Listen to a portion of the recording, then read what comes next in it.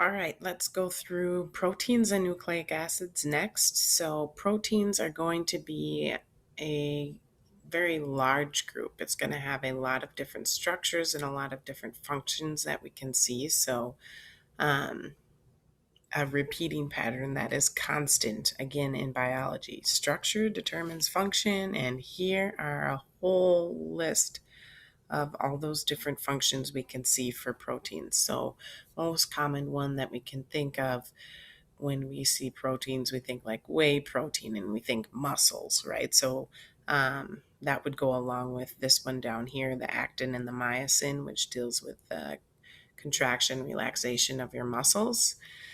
But proteins have so many more functions to them. So they also deal with energy. They deal with signaling, so sending and receiving signals. They're receptors. They're receptor proteins, so they can like receive signals and identify what that signal is and then call back out and bring in what they need. So they deal with um, also carrier proteins and transportation in there. So we'll talk about that with our cell membranes in a moment. Structure is a key component. So keratin and collagen, like our hair and our skin, um, different proteins in there to keep us structurally sound. Enzymes, that's going to be a specific unit that we cover, kind of a mini unit, but we're going to look at, how do chemical reactions speed up? Well, they're proteins or enzymes that do that. And then hormone signaling, as well as signaling to like the nucleus and identifying, hey, this needs to happen. Let's make sure that this kind of chain reaction happens for the cell. And then you can also think about storage. So this is, again, just a handful of different functions, but proteins are key. Hence the central dogma that we learned about with our one pager, characteristics of life assignment. They are necessary for life. So we really want to know their structures and their functions, and we'll take a look at that next. So again, with our central dogma, proteins are going to be a key component, but their monomers or their building blocks, and sorry, this is kind of all smashed together in there, but their building blocks are going to be an amino group. So we're going to look at um, the nitrogen that's involved in that. The carboxyl group will also be there, so a carboxylic acid, the COOH, so we can see that over here in green, and our amine group in blue over here. And then they are going to have a central carbon with a hydrogen linked off of it. And then over here is an R group or a side chain. And this is going to be different for each of our amino acids. So there's 20. I'm doing that forward or backwards for you. There's 20 amino acids total. So they will all have this general structure of an amine group, a carboxyl group, an R side chain, but that R side chain is just going to be different, which makes our 20 different amino acids.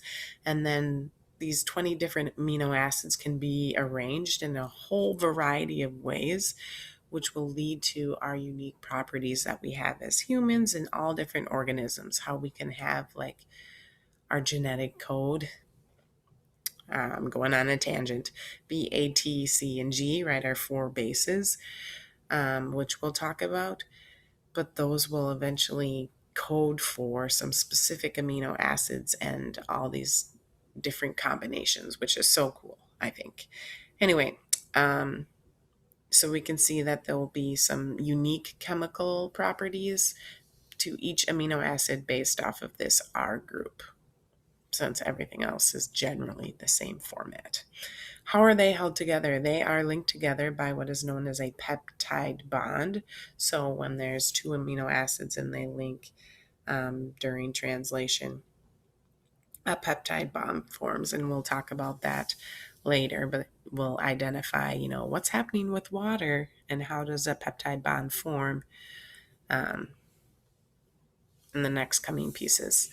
So Continuing with structure and function of protein, we know that those have a cause and effect on each other. Proteins will eventually go through this folding process so that they reach a 3D structure where they'll have a unique shape. And that means certain groups, certain R groups, will be exposed on the outside and some will be, coiled up on the inside.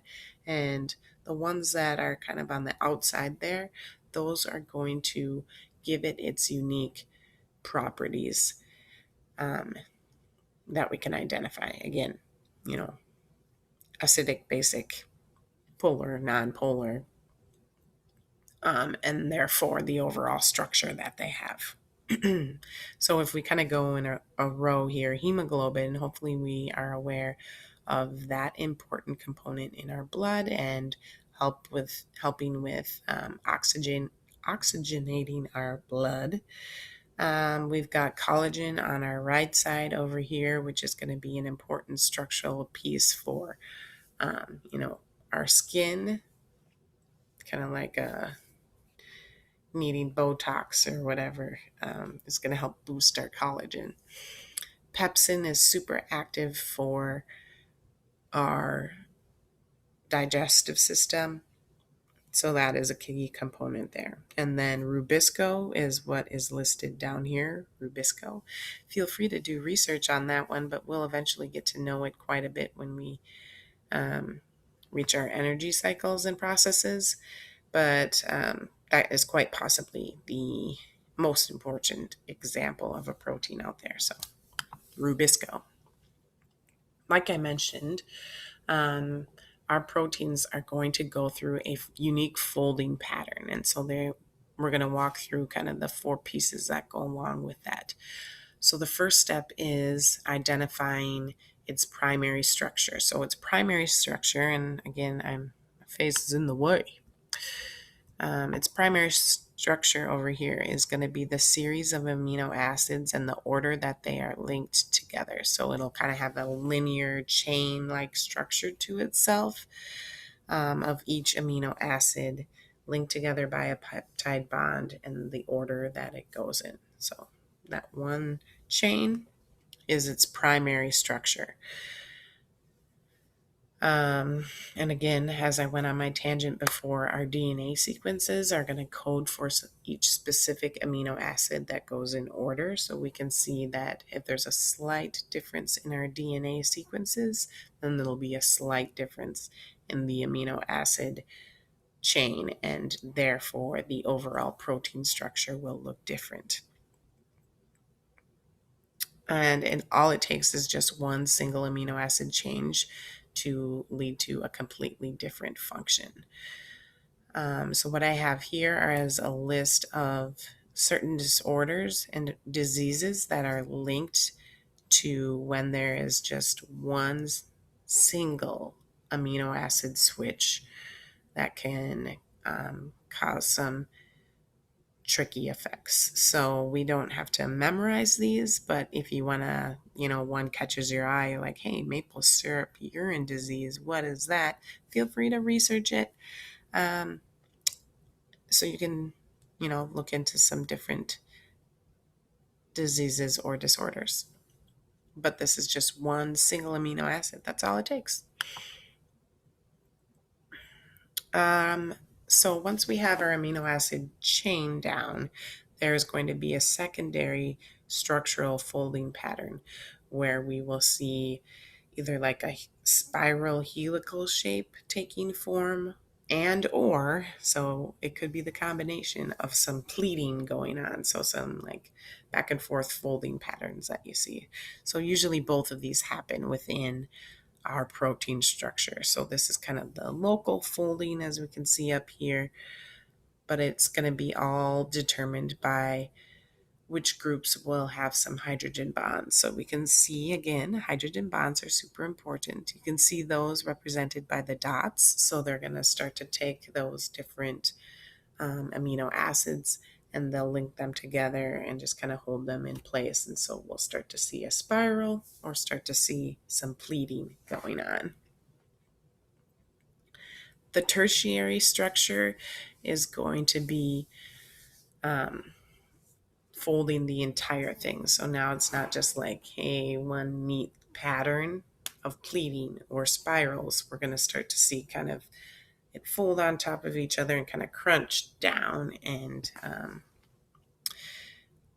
its general shape will kind of start to take form. So we call this the whole molecule folding. And this is going to be determined, remember, so each of our amino acids, we got an amine group, we got a carboxyl group, we have an R group that hangs off of the side, and that R group differs for each of those amino acids. So this tertiary structure and that folding pattern is going to be based off of that R group. So non-adjacent, so not next to each other, but it could be one is between it. Those could then fold together, and those will be held with disulfide bridges. It could be, an ionic bond over here. It could be a hydrogen bond. It could be those van der Waals that are slightly weak. So there are several different bonding patterns that we will start to see in order to begin kind of the 3D format of our molecule. But the quaternary structure is the fourth structural component for folding for proteins. And this is going to take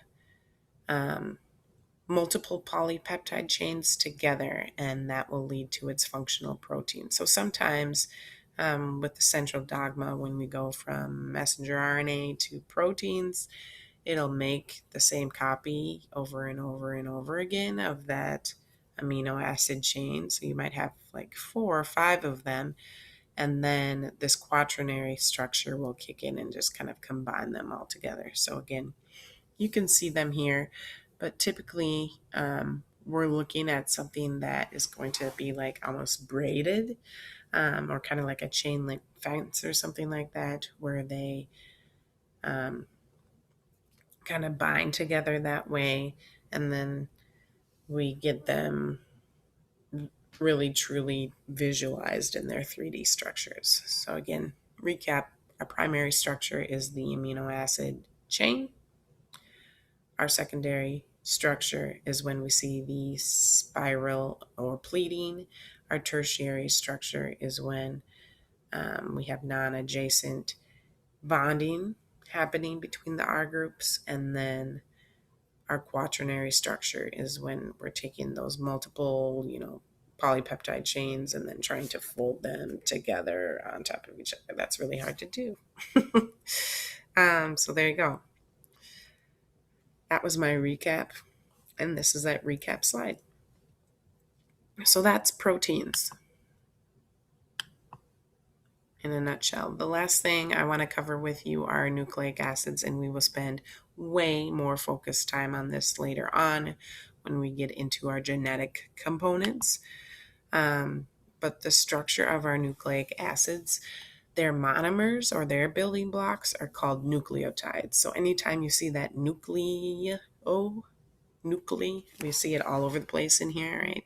Here's our nuclei and our nuclei over here with our nucleic acids. We're talking kind of like nucleus. We're talking about our genetic component, DNA and RNA. So nucleotides are the building blocks to that, and they have 3 pieces to them all the time. So you're going to see a nitrogenous base. So over here we see there's nitrogen. Those are our A's, T's, C's, and G's that form over here. So you'll see that. And then uracil is in there, used for RNA. You'll see a 5-carbon sugar. So remember, sugars are carbs, and carbs are typically going to take that ring shape. So here's our sugar over here, 5 carbons, and then it'll also have a phosphate group. So the PO4 is going to be linked together. So nitrogen, a carbon sugar ring, and a phosphate group all equal a nucleotide, which are the building blocks of nucleic acids. Our 2 categories for nucleic acids, as a lot of you referenced in your one-pagers, DNA versus RNA. We do want to know some of the basic differences between that. So DNA is the blueprint of life. You hear that all the time, but that's the code that is going to be kind of left unchanged as much as possible. Um, Only through its replication process might there be an issue, but generally that thing is just going to give us all the information we need, and we'll go back straight to DNA because it's more structurally sound. So it's known as the molecule of heredity or the blueprint of life. DNA is double stranded, so there are two strands taking their double helix form, which is the classic look of what DNA is when you look at the pictures. The nitrogenous bases are going to be adenine, thymine, guanine, and cytosine. So the A's, T's, G's, and C's are all related to DNA. And hopefully we know these, but we'll get into this later. They base pair with each other specifically. So the A's go with the T's and the C's go with the G's. Now, RNA is a little bit different. RNA is going to be the messenger code that goes off of the DNA code. And messenger RNA, or just RNA in general, is going to be responsible for giving us the information for specific genes and specific proteins and how those proteins are being built. RNA is single stranded, so just one strand. It will have A's, U's, not T's this time, and then C's and G's. So adenines, uracils, guanines, and cytosines in there. So you know if you're working with DNA versus RNA, because you either have a double helix DNA or a single strand RNA, or if you're looking at the bases, if there is a T present, it's DNA. If there's a U present, it's RNA. The other difference in here is the sugar. So it's called deoxyribonucleic acid for DNA because its sugar is deoxyribose. And then over here, RNA, that sugar is just ribose. And so that is our general piece that goes along there. All right, so here's our visual of it. So we've got a backbone of our alternating sugar and phosphate groups, which holds DNA and RNA kind of in place with its strength. Okay, so the sugar and the phosphate are the backbone, and then those bases, A's, T's, C's, G's, U's, those are the ones in the center, or are nitrogenous bases. And again, they're called nitrogenous bases because there's nitrogen in them. So that covers our nucleic acids. Oops,